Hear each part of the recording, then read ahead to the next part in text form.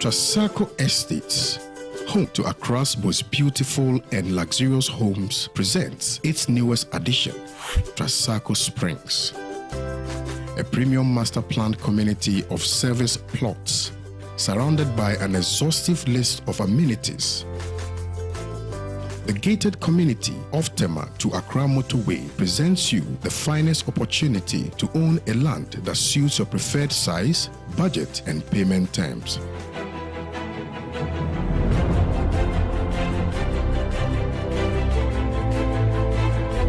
Evening and welcome to your most authoritative evening political show. We are coming to you from our studios in Abelenkwe 48 Swanika Street here in Accra. We're live on Facebook at Pan African Television. We're also live on YouTube at Pan African Television, as well as 48 African countries. You can join in the conversation by sending in your views, comments, and contributions on our WhatsApp text line. We'll make a time and read all those out for you. You can as well leave your suggestions, questions, and whatnot on our social media pages on Facebook, Instagram, and on Twitter at Pan African Television. Those of you watching us on Facebook can share the Facebook Live for other people to also watch tonight's edition of the program. My name is Justice Appiah, and tonight on Hot News, we are having a one-on-one discussion with the Deputy Minister of Trade and Industry, in person of Honorable Michael Ochribefi. He doubles as the Member of Parliament for New Job and South constituency. We'll be looking at what the ministry has been up to, their policies, its implementations.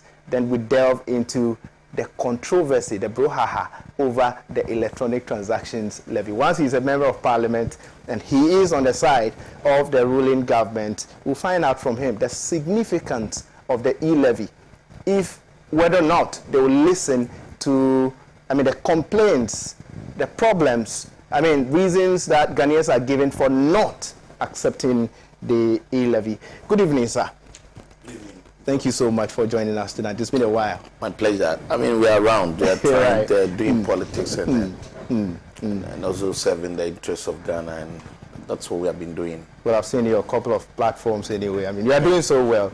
I must confess. But first and foremost, let's look at the Trade Ministry. What are you up to? Right. Thanks for the opportunity, and I'm so glad that you are also from Koforidua. So right. It's always good to meet you and to share thoughts very about Koforidua and Ghana in general. I guess this evening we'll have a real opportunity again to let Ghanaians know that Koforidua is the place to be. That is very true. There. Right, and I want to extend my appreciation to you and your production team for inviting me. Right. Now, the ministry is doing well. You know that this ministry is the face of Ghana. It's the ministry that is in charge of all trade issues and industry issues in Ghana. Very well. Specifically, I'm assigned as the Deputy Minister in charge of industry. That's what I've been doing for some time now, since I was appointed by His Excellency the President. And working with a legend like Honorable Alan Kojechi is that you are bound to learn more, except you don't want to learn. That's true. Clearly, he has exhibited and showed that he's there for all of us. He has given us the needed support, and he has also given us work to do. That is enough. Clear to see that this man has done well. Working with him. And he has also given us the opportunity to learn under him, which is good. And we are working hard, trying to establish a very strong industrial sector economy.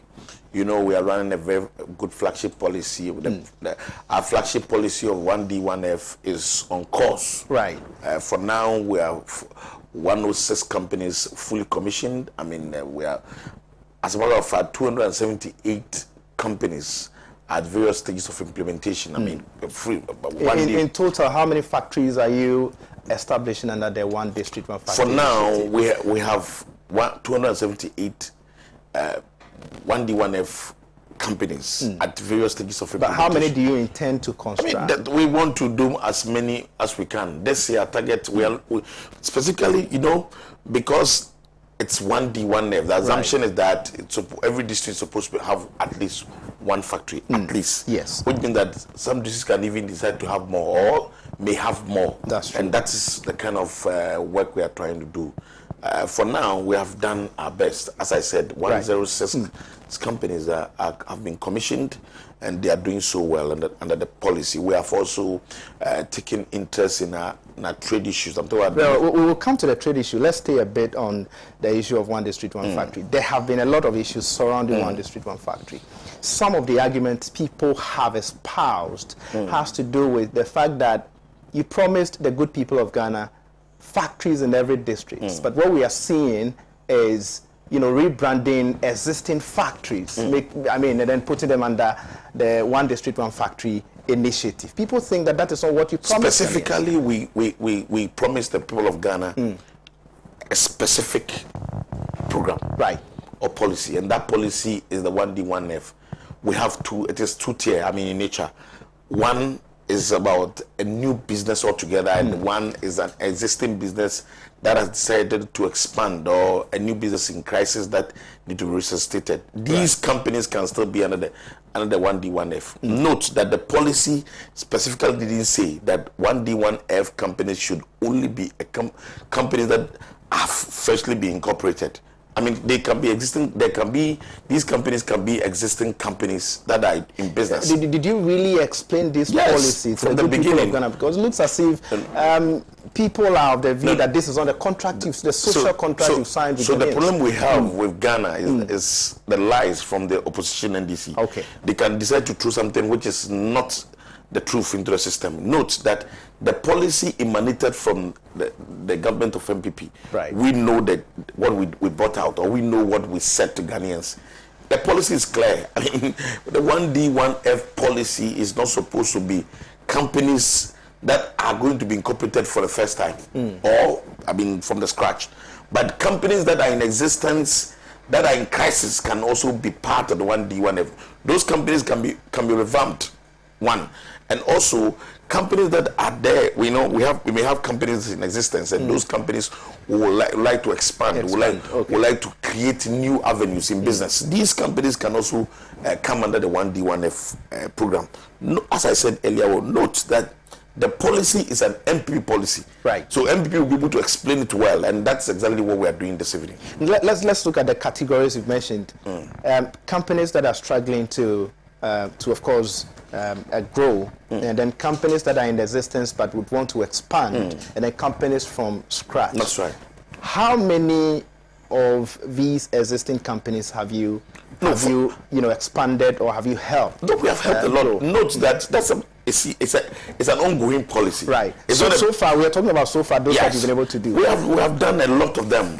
We have done a lot of them. There are a lot of companies in that category that were hitherto, they didn't even have hope that they were going to, live again. But these companies have been helped. Examples are there. For you to know Kano and all those other companies. Kano were expanded. Expanded, yeah. But companies like Dako Farms, they were down. There are a lot of companies there like that. But the point I want to make clear is that those lies about companies that we are just rebranding companies, those are not facts. And everybody who cares to know can check the manifesto of the party. Specifically, it was written in the manifesto that this is what we want to do. It's a program that we brought, and we know what program we were bringing. Befi, you see, when you're standing on a campaign platform, what you say differs from what is really written in the manifesto. I asked this question earlier. Did you really explain what was in the manifesto? Because on campaign platforms, we heard that we are going to build factories in every district of this country. Did you tell Ghanaians that you, as part of a policy, you'll be rebranding some of the companies, and not all the companies you're talking about that are going to be started? I stand to be corrected. For the point I'm about raising, it is not likely you may be able to say everything about policy on a campaign platform. That's true. That's why we think that we have engagement. We have what we call stakeholder engagement.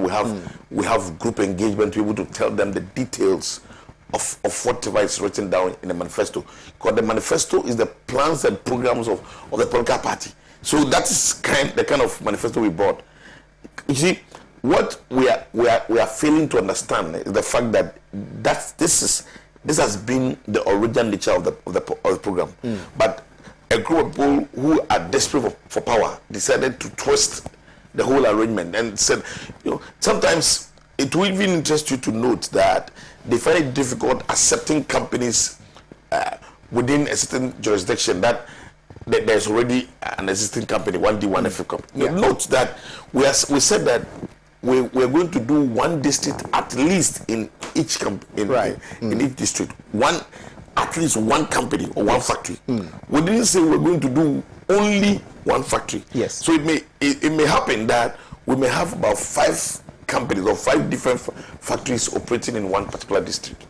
That is also part of the whole arrangement. Now let's look at the statistics. You mentioned some numbers from the beginning. Yeah. You said I said that 106 companies are currently in operation. Okay. As I said, 148 are under construction, 24 at the mobilization stage. Okay. This is the stage of mobilization. Right. Now note that 165 out of the 275 companies are brand new companies. Okay, so 165 out of the 278 companies at various stages of implementation are brand new companies. Out of the brand new companies, how many have you been able to complete? And 106. 106. Yes. And where are these 106 located? There. It looks as if... And 113 companies are existing projects being supported also under the HOPE arrangement, under the one district to one factory arrangement.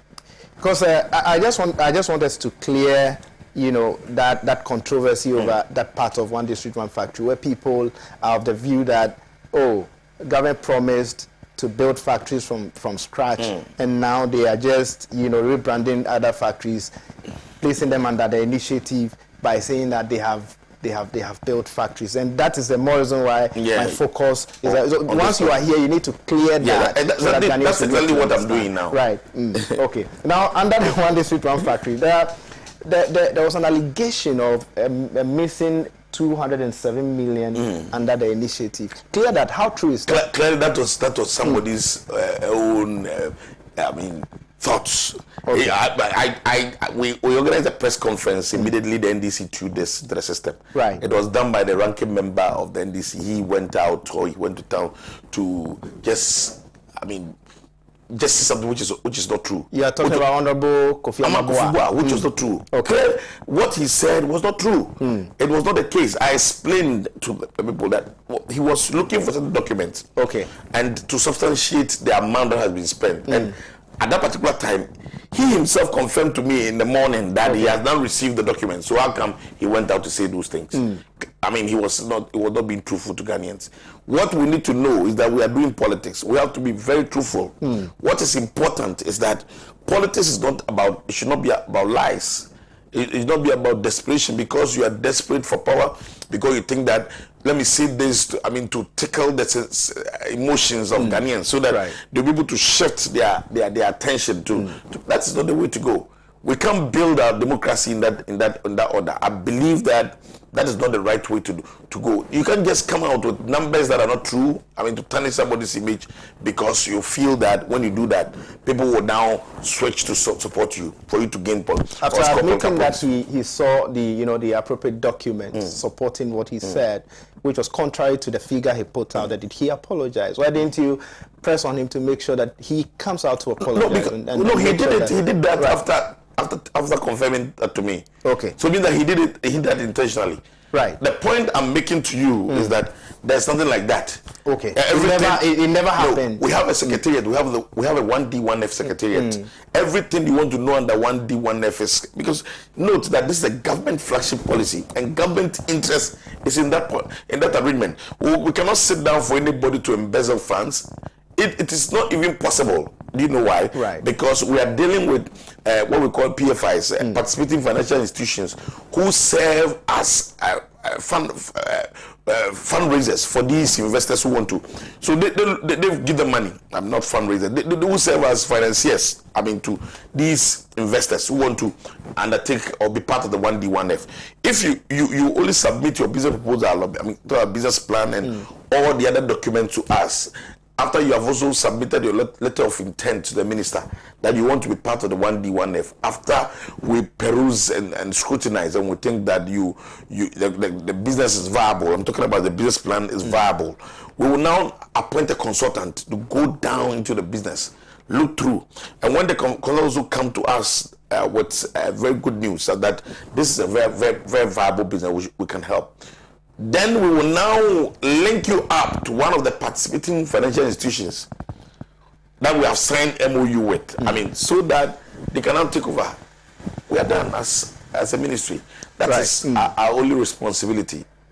One thing I can say for a fact is that wasn't done indiscriminately, truly, because you wouldn't have some of these companies complaining that, oh, well, we have submitted and we met the requirement, yet we've not been supported and all of that. I think that was done well. But let's look at the number of jobs you have created under this policy. We are talking about almost about 151,000 jobs. 151,000 151 jobs, both direct and indirect jobs within that period. If you say 151,000, let's interrogate further. How did you arrive at that number? I mean, see, note that there are two types of employment that one can generate. We're looking at direct employment or direct employment generation and indirect employment. Indirect employment generation are bound to be more because of these outgrower schemes. Most of these businesses are into agro processing, and they operate through cooperatives and outgrower schemes across the country, and these are all still in the value chain. You understand? All those people who are able to get, source of living through this arrangement are captured as part of those employment that have been created for those people, and that's exactly what we do as a ministry. But for purposes of not leaving doubts in the minds of the good people of Ghana who are watching us, can you give us names of some of the factories you've started from scratch? Oh, a lot of them. Okay. We started a lot. We started CH Food. CH. We started Wendy's Tomatoes. Okay. We started a lot of them. I mean, there's some that a lot of them. I mean, there are a lot of companies from the scratch. Right. Take us through some of your other flagship policies. Other ministry. Now, the ministry is the ministry that takes care of anything related to trade and industry issues, and our flagship policy is the 1D, 1F. But the other thing that we do, I mean, we will do domestic trade, we do trade facilitation, we also engage ourselves in export trade, and we looked at multinational and multinational arrangements. I'm talking about multinational arrangements and contracts. That there are a lot of arrangements that have been signed with governments. Right. I mean, example with Agua, for example, African Growth and Opportunity Act is an arrangement between the government of Ghana, Africa, some countries in Africa, and the United States of America. There's also the EPA, European Partnership Agreement. There's also the UK Ghana Trade Partnership Agreement. These are all all policies and programs that are run by the ministry. So the ministry is a very big ministry, and we have a lot of things to do. We are also undertaking our 10-point industrial transformation agenda, which also comprises of the 1D, 1F. Right. We're also looking at our strategic anchor industry sector, which we were doing so well. We also looked at special economic zones and industrial parks. These are all, issues that are undertaken at the trade ministry, and we do that with. We have BRI. We have sectors. That also take care of people who want to do investment in this country. These are all parts of the trade ministry's portfolio. One of the policies that I'm very much interested in is the Ghana Automotive Development Policy. What is that about? The Ghana Automotive Development Policy is a new, we're under the strategic anchor industry sector. One of the things we looked at is the automobile industry. Right. Ghana want to now develop the automobile industry, and that's what we have started under the leadership of Honorable Alan Kojo Chemantini. Now we are on course. we have started the SKD, what we call the semi-knockdown, the basic one. That's what we have started doing. The semi-knockdown assembling is done in Ghana. We started that in Ghana. Now, companies like Volkswagen, Toyota, they are all doing Peugeot. Peugeot, for example, they are all doing the basic semi-knockdown. And Kantanka is doing the enhanced knockdown, enhanced semi-knockdown, which is also part of the car assembly. So, because of this arrangement, we decided to set up this program. The automotive development program. That is one of the key ingredients that we believe can change the whole industrial sector of the country, and that's what we are focusing on. I'm glad you have mentioned Kantanka, and there's one. People are view that with the likes of VW and other automobile companies in this country, that wouldn't give enough oxygen to, the indigenous automobile company, that's Kantanka, to thrive. That's number one. People are also of a view that governments, not this government, governments have not paid enough attention to Kantanka and automobile. Can you confirm that? No, we have paid so much. Since I came to the ministry, I can tell you, in all confidence, that the ministry has really engaged Kantanka. Okay. As a matter of fact, everything we do with them.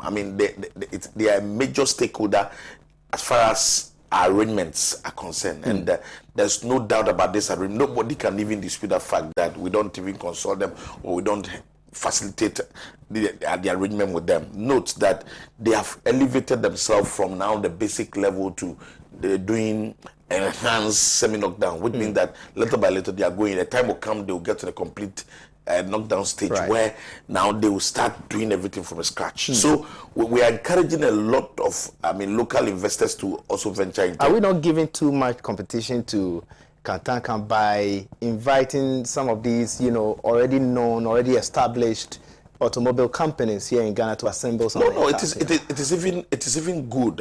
For to be able to get international recognition, they need to start competing with companies like this, so that they'll be able to gather that clout. They'll get it in their DNA, so that in the future they'll be able to bid for bigger businesses and also compete with bigger businesses in the sector.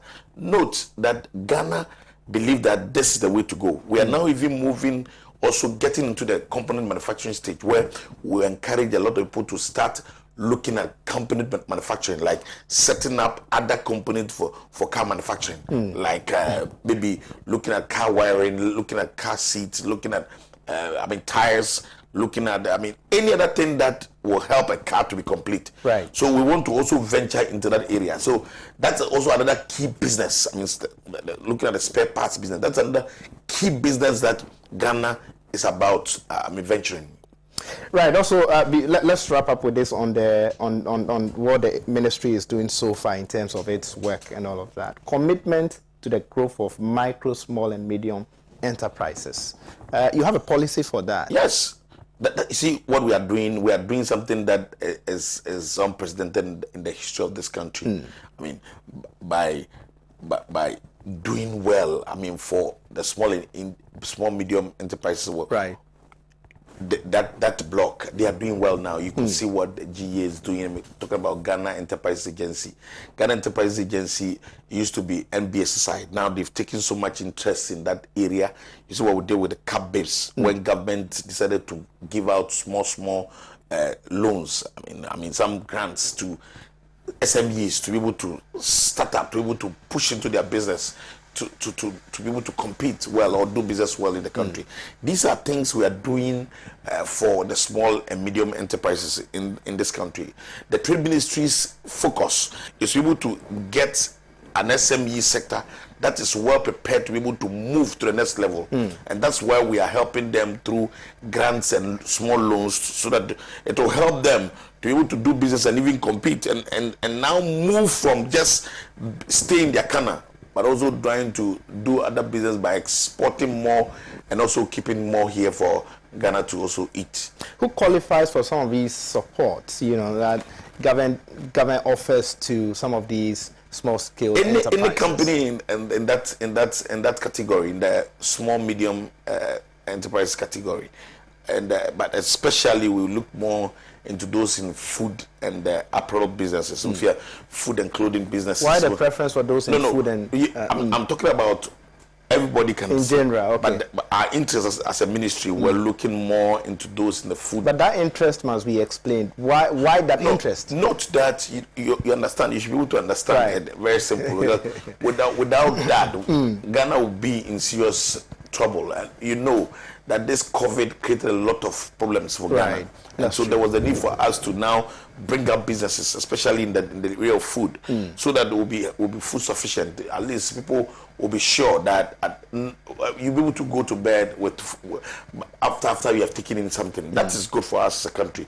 So I believe that we didn't get it wrong at all. We were able to meet people at the point of their needs. Most small and medium enterprises were even at the verge of collapse, but we were able to resuscitate them and bring them back to life. That is what we're talking about here. Now, when we're talking about small-scale businesses and medium-scale businesses, and it means that we need to place emphasis on those. And my next question is, what the selection process is, because a lot of people are watching us. They need support and all those things. This is support that we don't have specific. We don't have specific things that you need to do. We don't have any serious arrangement that you need to undertake before you can be accepted in this category, or you can be given support. Any business that is incorporated in Ghana, if you have a business and the business is incorporated, then you can also qualify to be part of this arrangement. Note that we are looking at business. Most businesses should be incorporated so that we're able to trace those businesses. Government interest is not only always to give you money, but government is not to give you money, keep you in business, so that later on when you become strong, you also be able to pay taxes to support government, so that the government will be able to develop the country. Right, we are in a conversation with a Deputy Minister of Trade and Industry who doubles as a Member of Parliament for New Job and South constituency. That's where I come from. Anyway, that's my Member of Parliament as well. Keep your messages coming in on our WhatsApp/text line. I'll make a time and read all those out for you. You can as well leave your messages, questions, and whatnot on our social media pages. I also read all those out for you. Now let's come to Parliament on the issue of e-levy. You are in full support of the introduction of the e-levy, true or false? True. Do you think that your constituents are happy? They are very supporting this. They are very happy because they believe that no country can develop without taxes. I see. One of the things that Ghanaians are, or maybe NDC people who are into propaganda and trying and lies, believe they are doing. These are things that they are doing to create unnecessary tension in the system. I see. They have not taken note of the fact that a country needs taxes to develop. Without taxes, without country generating more internal revenue, it will be very difficult for the country to do, because you see, we cannot decide to always be chasing money from people who have also decided to raise money themselves to develop the country. We cannot always be going after them or going to them to look for funds, when we also have similar opportunity to develop our tax system, to also contribute our quota to national development. There's no way any government can develop a country without taxes. It's not possible. We need to pay taxes, and that is one of the things that every country that is advanced now has done over the years. And Ghana, this is our turn. Note that in a big population like Ghana, only few people pay taxes. It will even interest you to note that about 98% of the informal sector, or 99% of the informal sector, people don't pay taxes in that category. So it's an opportunity for government to bring a lot of people into the tax net to be able to pay taxes. And so it is good for us as a country. The argument is that government could have been innovative, with that, rather than imposing taxes on the impoverished Ghanaian. You know that people are already complaining. That's the way we've done now. This is clear innovation. Right. You see, one of the things that NDC was afraid to say, or the fact that they didn't get that, mindset to be able to implement a policy like this. We think that we've been able to come out with a very good policy to bring a lot of the informal sector into a tax net. I see. People in everyone to a tax net. I was telling you something. We need to develop a country, and therefore we need to raise funds. We cannot develop a country without raising funds ourselves internally. Without that, how can we develop the country? All right, it is not possible. Our people are not impoverished. See, Ghanaians have the capacity to work hard, and they are hard-working people. They work hard to be able to generate money. One of the things that we did as a government was that we were able to exempt all those people that we think are very poor in that category. I mean, what's your definition of a poor person in this country? How many people in this country do mobile money more than 50 cedis a day? Yesterday I was in Kofodia and we tested that. How many people? Only few people. And all those people who pay anything 100 cedis and below will be exempted from the payment of this tax. So it clearly presupposes that those who will be added or will be admitted into the payment of this tax are those people who have the capacity to make more money, and also so we assume that they'll be able to pay the tax. Now, if you look at the e-levy, there have been a lot of arguments. People have the view that the e-levy is simply double taxation. Now, you're a public sector worker. You have received your salary. You've been deducted at source. You have decided to put the rest of the money on your mobile money wallet. You distribute it. You send, say, 500 to a brother, 500 to a sister. You're going to be deducted once again on those monies. Is that not true? No, that's a double taxation? You can decide to do that in pieces. That's also possible. This is not an imposition. It's a tax. It is a free will tax. You will only pay that tax if you want to. That's simple. If you decide not to pay the tax, nobody can come and force you. This is an indirect tax. It's not like income tax that you are obliged to pay. In this case, you can decide to pay the tax or not. So if you're supposed to send 500 to people, you can decide to do that in pieces of between a period of 5 days. Or, I mean, that's very simple. You can do each day. You can do 100 cities so that you'll be exempted from the payment of this tax. Are you not overburdening the ordinary Ghanaian because the telcos already have their 1% service charge, and you are adding 1.75%? Not all the telcos take. You know that. You know that everyone preferred to use Vodafone. I mean, so you can't make a generic statement like that. I mean, the statement you made presume that all the telcos were charging a certain percentage of tax. That's true. Which is not correct. So my point is that you can only pay tax if you want to in this category. In this case, that's simple. Nobody will force you to go and pay taxes or this particular tax. But if you want to pay the tax, then you have to fulfill a certain thing that will cost you to pay the tax. In other words, you can only be allowed to pay the tax when you go beyond the ceiling that has been given. So people who transact business, I mean, with only 100 cedis or less a day, will not be forced to pay the tax. Honorable, so the New Patriotic Party ahead of the 2016 election told Ghanaians that you will change the economy from taxation to production should you be given the mandate. Lo and behold, you have been given the mandate. Is that what you are doing? That's exactly what we are doing. That you are now introducing taxes, levies. No, please. We came. When did we come to power? We came 2016, right. 2017. We started office 2017. When we came, we abolished a lot of taxes. That's true. Note that there has been a lot of policies, pro-poor policies that have been implemented by this government that we're not supposed to do. But we did that to save a lot of poor people from also going through pain. And that's what we did. Now we believe that it's time to pay taxes. Government decided not to do it in that way that NDC would have done it. The NDC way is the forced way. We didn't do that. We only brought the tax in the form of indirect tax. And that indirect tax can only be paid by people who want to pay the tax. Nobody will force you to pay the tax. So my point is that We want development. We want to see development in this country. We want to see our roads constructed. We want to see social infrastructure constructed. We want done. We want to see development. We want to see security being excellent in the country. We cannot get this without money. So, Honorable, and it is good, or it is in our interest as a country, to look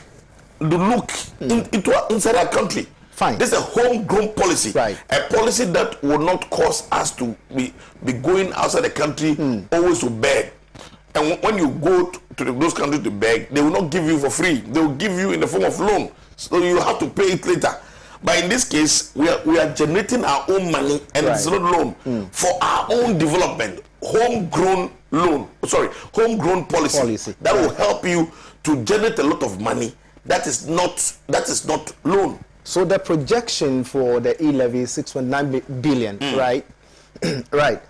How then is it that all of a sudden 6.9 billion is able to solve the problems of this country? Nobody has ever said. Because we've had several people, including the agric minister, said that without the e-levy, farmers would not get fertilizers. Somebody also said that without the e-levy, then it means that we would have to stop free senior high school policy. We are bringing a revolution to the system. Payment resolution, a revolution, where people will be paid for the work done for government. A lot of people have undertaken projects, and those people have not been paid. There are things that we need to do. I mean, as a country that has not been done. Government need funds, and we are saying that we need that funds now to be able to run the government, and that is why we need the e-levy. We are not saying that without the e-levy, government will collapse. That's not what we are. But what do you make of such statements made by very well-known people in this government? I don't subscribe to that particular point. But the point I'm making to you is that the e-levy will be good for But the finance minister, Ken Ofori-Atta, at the center stage of this whole thing, has said that without the e-levy, the economy is likely to crash. Did you hear him on that? My point is that, see, we need the e-levy. We need the funds to be able to help push government agenda. Very important. Government is prepared to change the status quo. Now what is happening, nobody likes it. It is just an act of God. Nobody brought this problem. The COVID problem was not generated by our government. It's something that we came to meet. But the COVID also gave you a lot of money. I mean, the loans, the donations. And those are loans. And all of that. We have to pay them back. Those are loans. We have to service our debts. All the debt. That's why I'm telling you that there's no need for you to go for IMF bailout. It's absolutely wrong. Do you know why? Because they will not give you anything for free. But when we are able to generate our own resources or money through this arrangement, I'm talking about the e-levy tax, or the e-levy tax that we are bringing, we'll be able to raise a lot of money that will help us develop the country so well, and also bring the country to a stage that you and I will be happy to live in. Now, if you look at the Accountant General's report, it tells you categorically that we've lost about 12.3 billion through misappropriations. We are looking for 6.9 billion. Why not surcharging people to get the money? That is not true. It is false. Do you know why it's false? Why is it false? The Attorney General's department will just, if you had money in your account and you're supposed to use it for this, and you decide to change the usage of the money, they call that misappropriation of funds. Or sometimes, when you go into the report well, you see that there hasn't been any loss of money. I see. It is not true. I am telling you for a fact that there's nothing like that. Government has been very, very careful in what we use. I mean, what we do with the money, the little resources that we have. Government has been very careful, and government has always sought the interests of Ghanaians. That's what we've always been pushing the agenda of Ghana. That's what we do as a country. Government, this president, our own president, your president, my president, Nana Addo Kufuor's interest as a president is to bring Ghana to a stage of radical, to a stage of plenty. That's what we are doing. To be able to move the economy to a stage that everybody will see Ghana as doing so well. That's why we've become a beacon in this sub-region. I once listened to the Vice President, Dr. Mahmoud Bawumia, on the issue of taxing mobile money. And he said categorically on a sister station that he doesn't think that mobile money should be taxed or levied because a lot of people who are using mobile money are poor. Since when did that assertion change? I mean, we are now running the government. We believe that, and that's why I said to you. But he said it when you assumed office. Yes, well, that's what I'm saying to you now, that this levy is not a levy that's by force, or it's not a by force tax. But it has been placed on electronic transactions, including mobile money. My point is that, so if you decide not to do the mobile money, will you pay the tax? You don't pay the tax. But you are championing digitalization and digitalization agenda. I'm just trying to say Do you think that this will help? I'm just saying that if you decide not to pay the tax, will you pay the? If you decide not you won't pay the levy. That's true. So you won't pay the levy. That's what we are talking about. Right. In other words, what we are trying to say is that the levy is there for people who want to undertake the transaction. That's why it's an indirect tax. So it's a tax that you are not forced to pay, or a levy that you are not forced to pay. It's a levy. A levy. You are not forced to pay. We will levy you. But if you want to pay, then you means that you have to go beyond a certain threshold that has been given by government. But if you decide to do within the threshold that is exempted, then you will not pay the tax. Well, another argument that have been espoused by the good people of Ghana, and of course, I mean those who are in opposition of this, is about the fact that this government has borrowed in excess of over 250 billion with nothing to show. Why then would you want Ghanaians to give you 6.9 billion? Did you say that's what they are saying? No, that's what you are saying, not the who. Well, I have listened to arguments. No, but I've listened to even some of the minority members of your colleagues. So if a country has implemented the policy of free senior high school for the past 3.5 years, students have been going to school for free. Said nothing. The free senior high school policy, we are made to believe that it was out of the oil fund. No. I'm just saying that. But who wasn't the NDC in power? Were they able to implement that policy to also use whatever fund you are talking about? Were they able to use it? But let us be fair to the system. We are talking about a situation where a government has been able to bring something that was not there before. I mean, this is a pure pro-poor communist socialist system program. But we are a certain right party, a capitalist inclined party, but we decided to champion this cause.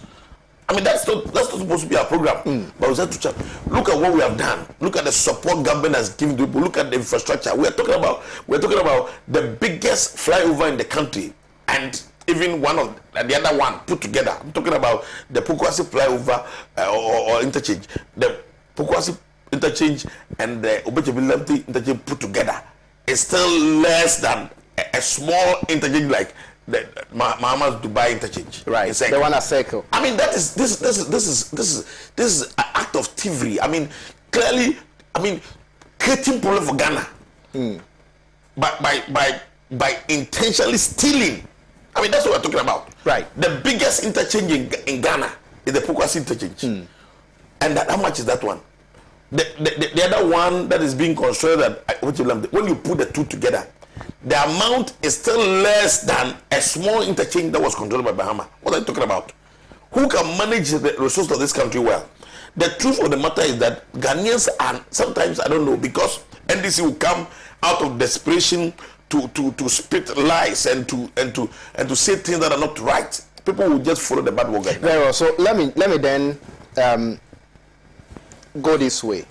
Once again, this is an argument that is emanating from the quarters of the NDC, let me be specific, and some CSOs. They think that if you cut government expenditure, you are able to generate some revenue for this country. They think that the government size in itself is too huge. Like the what? amount of monies that are allocated to the presidency alone is even too much, and that you should cut the government size. I don't have a problem. You're able to save your money for this country. I don't have a problem with Would that. you argue that? I don't have a problem at all with that. But I am also looking at the fact that let's compare what Muhammad did to our government. Okay. Compare Muhammad's program, what he did. I mean, compare the money that were allocated in his time to his office compared to what's happening now. And let's see whether this government is saving more money for Ghana or not.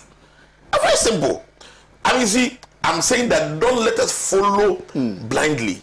People will just say things that are not true, and they will just The whole government. We are running the government with how many ministers? What is false? We are running the government with how many ministers and how many deputy ministers? Check. How many ministers did Bahama have? Did he have then? How many ministers did he have? How many ministers did he appoint in his time? How many did he have? Tell me, you know about what I'm talking about. I think it was about 80 something. How many ministers, how many even aides did he appoint in his government? How many people were working in his office who were not official members of government but were being paid by government? I mean, these are things that are very factual that everybody can check. I'm talking about a government like that. I'm talking about a president like that who now want to be the president again. Right. Ghanaians, you have to be careful. Okay. Still on the viewers, you are still watching Hot News right here on Pan African Television with me, Justice Appiah. We are in a conversation with the Deputy Minister of Trade and Industry, Honorable Michael Otubefi, who doubles as a Member of Parliament for New Durban South constituency. We are still on the e-levy, the significance of it, and why he thinks that the e-levy must actually goes through. But I would ask you once again, these are arguments from your opponents, and they are saying that you have borrowed in excess of over 200 billion. Is that true or false? See, what were we borrowing the money for? We're borrowing the money to help develop the country. And I'm saying that we have things to show. Okay. We have things to show. What did you use that to? Because people think they believe that you borrowed for consumption rather than investment. We are investing in people. Okay. When we create the opportunity for people who, in their whole lifetime, would know that it's not likely they'll be able to go to secondary school, let alone go to the university. And you have given somebody the opportunity to go to school, you think you have not invested. Are we funding the free senior high school policy from the borrowings you have made? What I'm saying is that we are running the government. Okay. In running the government, you need money to run the government. When the need be that we have to borrow, we'll borrow. Okay. When the need be, we have to use monies we have accumulated, in the consolidated fund, we also use it. But my point is that what is important for Ghana is that we can only develop very well when we decide to look inwardly. We decide to look into our own country to see what we can do to help in the development we are talking about. Because if we'll be able to raise the funds, if we're able to, through very good means that will not affect us so much, if we'll be able to raise enough money to develop a country, it is better than going to IMF, going to the Bretton Woods institutions to look for money and they giving us conditions. Is 6.9 billion enough to prevent us from going to these, institutions for loans? We are sure that we may be able to even generate more. Don't you think that this will rather discourage people from, going digital, using the online services? It is even going to encourage digitalization. You wait and see what will happen in this country. Haven't we heard it before? That when a government is bringing talk tax, it means that people will stop talking on the phone. Now look at the numbers. Check the numbers across the board. You see that people are talking more than that time when they said they were not going to talk again. So for us, we believe that this is the right way to go. We are looking at developing Ghana. We are not looking at meeting the aspiration of a political party that is desperately looking for power. Because that's what we are doing now. Their interest is to sabotage our effort and create problems for us. That's how come they are trying to please their own whims and caprices. Looking at their modus operandi, everybody knows is confusion and creating problems. That's what they do. We know, everybody knows about that. But ours is different. We are a calm party, pure conservative party. We believe that we have been given a mandate by the people of Ghana, and that's exactly what we are doing, trying to meet what they bargained for. Right. You think that the National Democratic Congress, your opponents are desperate coming to power, but we've had some CSOs, civil society organizations, kicking against this. Would you say that kicking against the e-levy, the introduction of e-levy? Are you also saying that they don't also want government to progress? I'm saying that nobody, no very independent person or whatever will go against the e-levy. Because there's nothing wrong with that. What are we doing as a country? What we have to do is to be able to help in the development of the country. And our responsibility as citizens of Ghana or this country is to pay taxes. And government had to bring out taxes for us to pay to develop the country. We are the ones that can develop our own country. That's a fact. You know, we cannot always rely on people to help us when we are not helping ourselves. When we travel outside the country, we are happy. When we go to places, we are happy. All those people are charging huge taxes, have imposed taxes on their people, and they are taking those monies to develop their country. When we go there, we feel so proud of them that these guys have done well. What is preventing Ghana, a model of Africa, a country that has so much resources, a country that God has blessed? What is preventing us from looking into our own country to look for money to develop our country? Right. A member of a party, I mean, the man you kicked off his seat, Dr. Appiah, has advised government to look forward going to IMF. He has advised government to go to IMF. But I mean, the question is, do you think that he is seeing things from a different angle, a different? But you said he has advised government. Yes. I mean, government is not bound to take his advice. That's a very simple answer to the point you raise. Government is not bound. I mean, we are not under any obligation to accept his advice. We think that advice is not right, so we will not accept that. I see. Now let's look at other ways of generating revenue for this country. Yes, indeed, we have to capture a lot of people onto the tax net. But if you look at the operations of the Ghana Revenue Authority, in fact, 2021, I think they had even exceeded, even in COVID, they had even exceeded their target and all of that. Even with that, can't you look at other possible ways and means of capturing people onto the tax net rather than, the introduction of e-levy? How many people are in Ghana? There are 30 million people in Ghana. Right. 30 million. Only 2.4 million people pay taxes to government. Out of the population of 30 million, right, only 2.4 million people pay taxes. And that is so bad. A country, Ghana, we have huge institutions, entities. Now, we have only 45,109 entities, businesses that pay taxes, registered as corporate taxpayers in Ghana. Now, do you think we can use this to develop Ghana? It's not possible. This clearly shows that there are a lot of tax evasion in the system, and government must find ways and means to bring all those people who don't want to pay taxes to pay tax to help in the development of the country.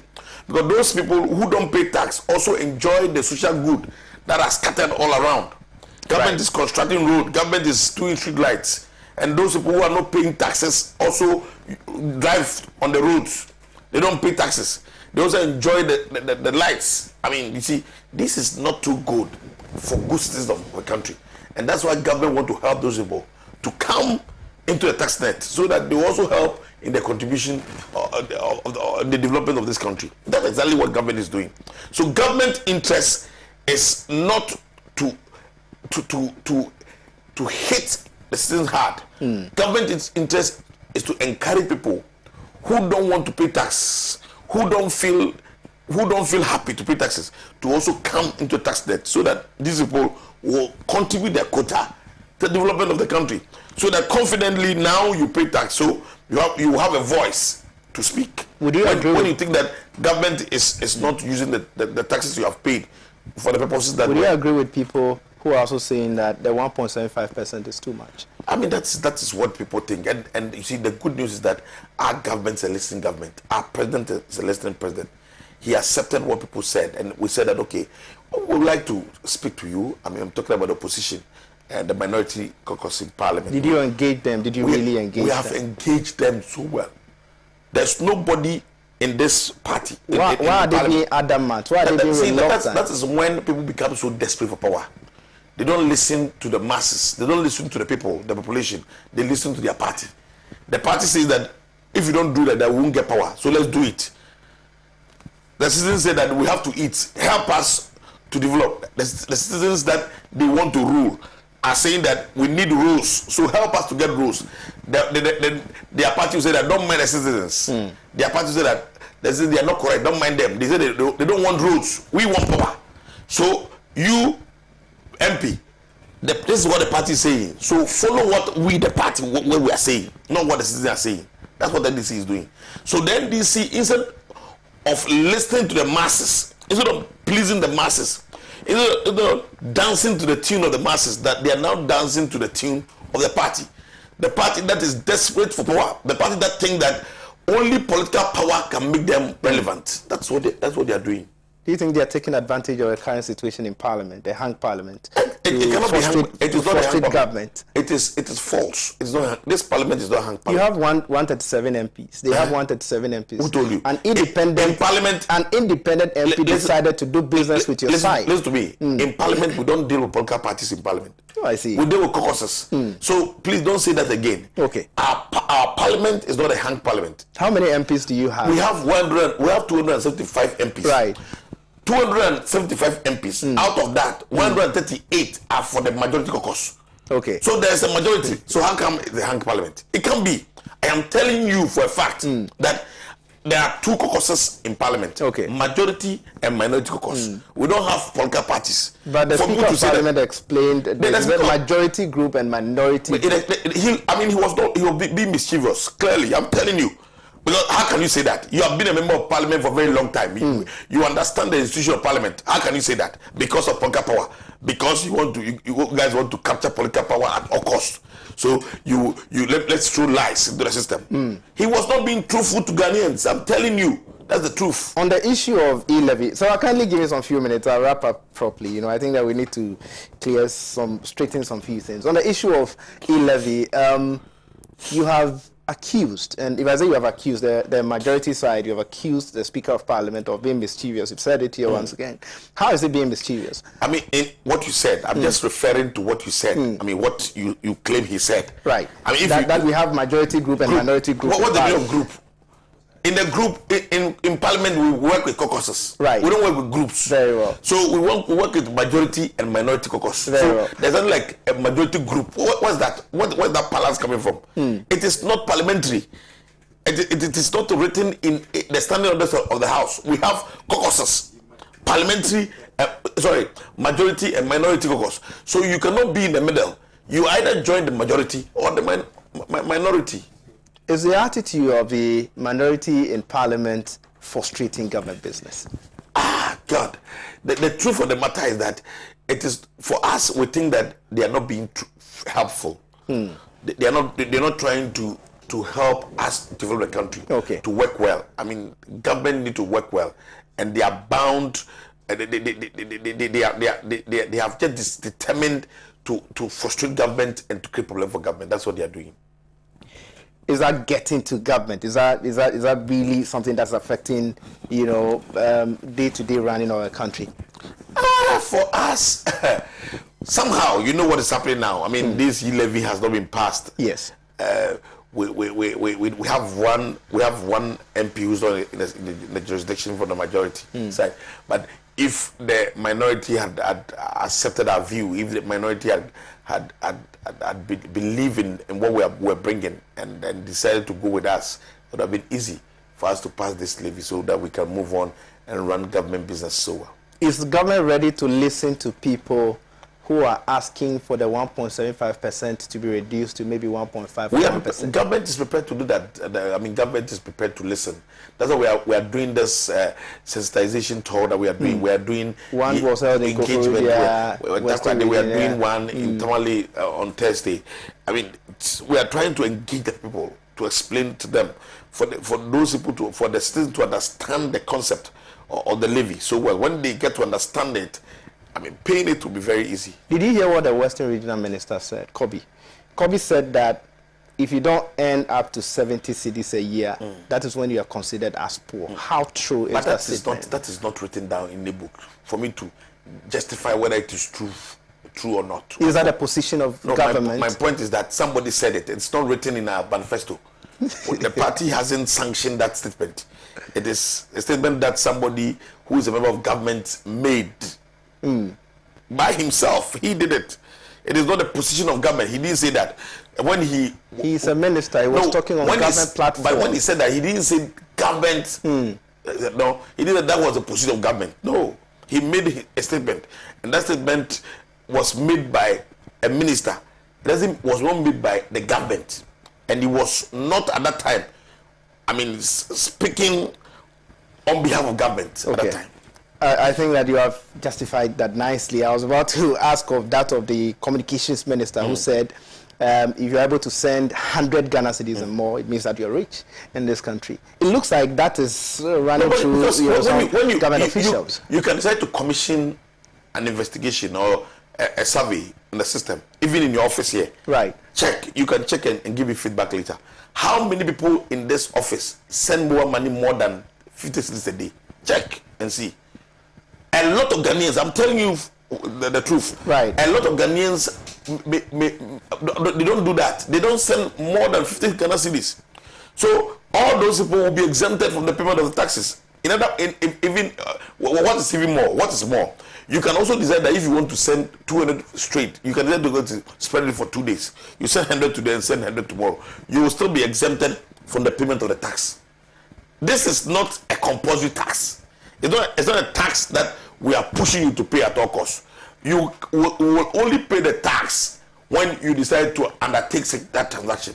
Very simple. Once you go beyond a certain threshold, then you should be ready to pay the levy. That is my brother. All Duffy is my brother. Those of you who don't know. Wrapping up, what would you tell the good people of New Javan South constituency? I believe that you're watching. We are still on course. As I said, Aluta Continua, Victoria Seta. We are on course. We believe that victory is certain.